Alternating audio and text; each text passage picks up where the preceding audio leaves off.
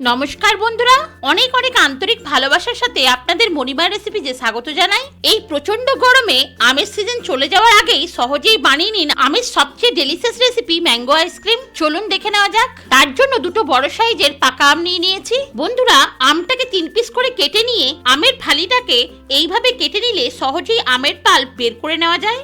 এইভাবে আমের পাল্প বের করলে নরম পাকা আমের খোসা ছাড়ানোর অসুবিধের সম্মুখীন হতে হবে না। কিছুটা আমের পাল্পের টুকরো আমি পরে ব্যবহারের জন্য আলাদা রাখবো।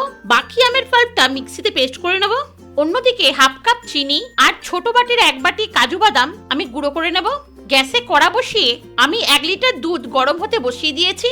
বন্ধুরা, আপনারা যে কোনো দুধই ব্যবহার করতে পারেন। আমি এখানে নর্মাল প্যাকেট দুধই ব্যবহার করেছি। দুধ গরম হওয়ার পর কিছুটা আমি একটা কাপে তুলে নেব। ওই তুলে নেওয়া গরম দুধে আমি 4 চামচ গুঁড়ো দুধ মিশিয়ে নিচ্ছি।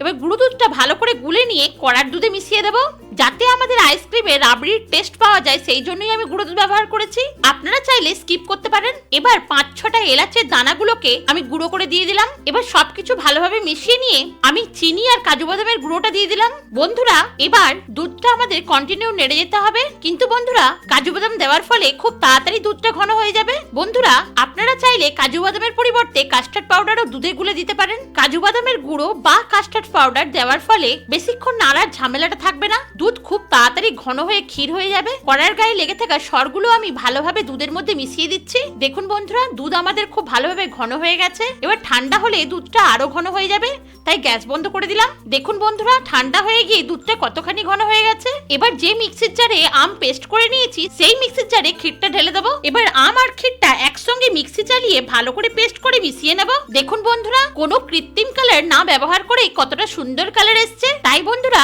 ঘরের বানানো আইসক্রিম যতটা টেস্টফুল ততটাই হেলদি। এবার আম আর ক্ষীরের মিশ্রণটা টিফিন বক্সে ভরে নিয়ে 3-4 ঘন্টার জন্য ফ্রিজারে রেখে দেবো। দেখুন বন্ধুরা, ফ্রিজার থেকে বার করে নিয়ে আইসক্রিমটা অনেকটাই হার্ড লাগছে, তাই দোকানের মতো সফট করার জন্য আইসক্রিমটা আরেকবার পেস্ট করে নিতে হবে। কিন্তু বন্ধুরা, আপনারা এইভাবেও খেতে পারেন। পারফেক্ট আইসক্রিম তৈরির জন্য আমি এইভাবে পেস্ট করে নিলাম। এবার একটা বাটিতে নিয়ে আগে থেকে তুলে রাখা কুচনো আমগুলো আমি দিয়ে দিলাম, নিয়ে ভালোভাবে মিশিয়ে নিলাম। এবার ঘরে থাকা সাধারণ গ্লাসেই আমি আইসক্রিমটা জমতে দেবো। এর জন্য আলাদা করে কোনো আমি আইসক্রিম মোল্ডের ব্যবহার করিনি। গ্লাসে মিশ্রণটা ভরে কয়েকবার ট্যাপ করে নেব।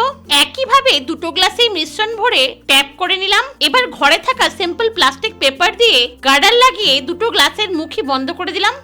বাড়তি আম ক্ষীরের মিশ্রণটা ঘরে থাকা দুটো কেক কাপের মধ্যে নিয়ে একইভাবে মুখগুলো প্লাস্টিক পেপার দিয়ে বন্ধ করে দিলাম। বাকিটুকু ছোট্ট কন্টেনারও নিয়ে নিলাম আর ফ্রিজারে 6-7 ঘন্টার জন্য রেখে দিলাম। দেখুন বন্ধুরা, 7 ঘন্টা পর আইসক্রিম আমার পুরো রেডি। সাধারণ স্টিলের গ্লাসেও কত সুন্দর আইসক্রিম জমে গেছে। আইসক্রিম পুরোপুরি খাওয়ার জন্য তৈরি। হালকা হাত দিয়ে প্রেস করলেই দেখুন সুন্দরভাবে আইসক্রিম বেরিয়ে এসছে। কতটা সহজেই আইসক্রিমটা কেটে যাচ্ছে। দেখুন বন্ধুরা, আইসক্রিমগুলো কতটা সফট হয়েছে। দেখুন বন্ধুরা, কুচনো আমের প্রত্যেকটা অংশ দেখা যাচ্ছে। এবার একটু পেস্তা বাদাম গুঁড়ো করে ছড়িয়ে দিলাম। বন্ধুরা, রূপের সাথে সাথে আইসক্রিমগুলো খেতেও কিন্তু অসাধারণ। কত সহজে তৈরি হয়ে গেল অনেকগুলি soft, tasty and delicious mango ice cream. তাই বন্ধুরা, না খেলে বুঝতেই পারবেন না যে আইসক্রিমগুলো কতটা অসাধারণ স্বাদের হয়েছে। তাই একটিবার ট্রাই করার অনুরোধ রইল। এই ভিডিওটি ভালো লাগলে অবশ্যই লাইক ও শেয়ার করবেন। আপনাদের ভালোবাসাই আমার অনুপ্রেরণা। আপনি যদি আমার নতুন বন্ধু হয়ে থাকেন তাহলে চ্যানেলটিকে সাবস্ক্রাইব করে পাশে থাকা বেল আইকনটিকে প্রেস করে অলে সেট করে দেওয়ার অনুরোধ রইল। এত ব্যস্ততার মধ্যেও সময় বের করে ভিডিওটি দেখার জন্য আমি পরম কৃতজ্ঞ। ভালো থাকবেন, ধন্যবাদ।